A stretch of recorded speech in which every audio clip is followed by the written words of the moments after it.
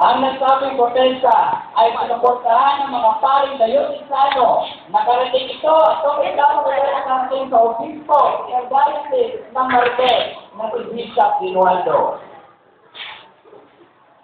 Ngunit mabigo ang nasabing pagputol sa pagtaas ng tuition sa kadahilanan na sa mga panahon iyon ay hawak pa ng NDSU ang titulong autonomy.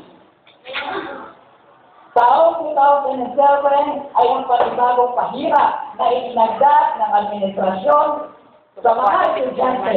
Nagkaroon ulit ng pagtaas sa bayarin sa tuition at matrikula. Gumawa rin ng aksyon ang mga student leaders at ang Presidente ng Filosofiya, ngunit kita hindi rin pinakinggan ng ating relihiyosong administrasyon ang kanilang kaanayin.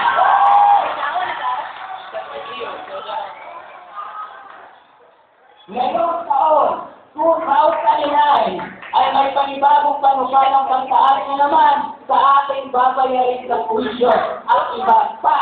Ang Church of the Poor, o LDMU, humihingi na naman ang panibagong pagtaas. Kumabayad ba tayo?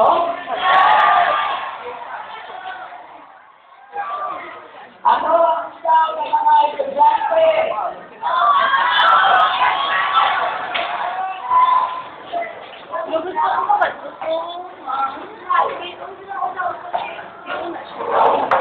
Inaasahan natin na ang paralang ito ang pangunguna sa katuparan ng salitang tayo ay pantay-pantay.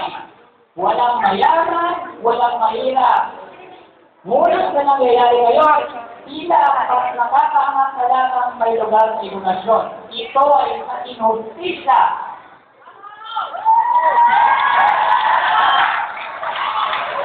Church of the Poor, panawagan namin, gawin ninyo ang karapatan para sa amin ang edukasyon sa kolehiyo. Ngayon ay pakinggan natin ang testimonya ng ating SMG President, Mr. Wilker Priales.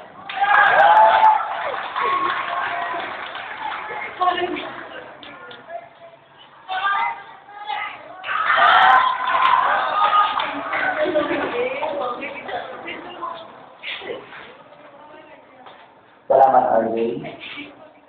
Magandang noon today sa lahat. Magandang hapon sa lahat ng mga narito. Sa mga kapwa ko mag-aaral, isang masaya at masigasing na hapon para sa lahat. Ako'y magsasalita sa inyong karatan ngayon, hindi bilang ako, hindi bilang Pangulo ng Philippine Student Government. Bilang isang Pangulo na ang responsibilidad ay pangalagaan at proteksyonan ang kung ano man ang gusto ng nakararami. Ang kung ano man ang gusto ng mga kapwa ko estudyante, ng mga kapwa ko kabataan ngayon. At higit sa lahat, isa sa mga pangunahing responsibilidad namin bilang inyong mga opisyales, ang ipagtanggol at ipaglaban ang mga paniniwala at prinsipyo ng mga kabataan ng mga estudyante na tulad ng ating pinaglalalaban sa hapong ito. Ito ang kadahilan kung bakit narito tayo ngayon.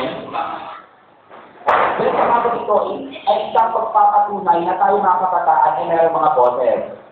Meron din marapatan na ipahayag ang kung ano man ang saloobin natin. Ang kung ano man ang alam natin para sa ating ay nararapan at kung ano man alam natin mga karapatan natin. Pero nakakalungkot na lang isipin na sa kadami-dami na estudyante ng NDMU, ito lang ang mga estudyante handang makibahagi at handang sumigaw.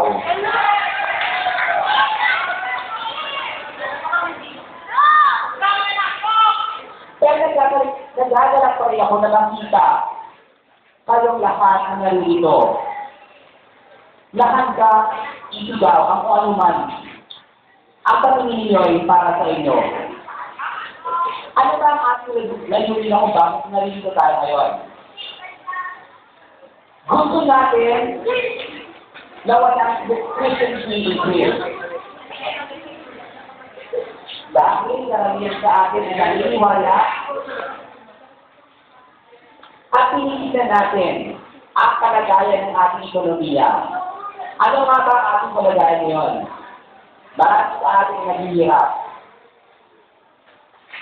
Nakikita natin kung gaano nagkakagarapan ang ating mga magulang para lamang tayo mag-ipasok sa ganitong klaseng edukasyon.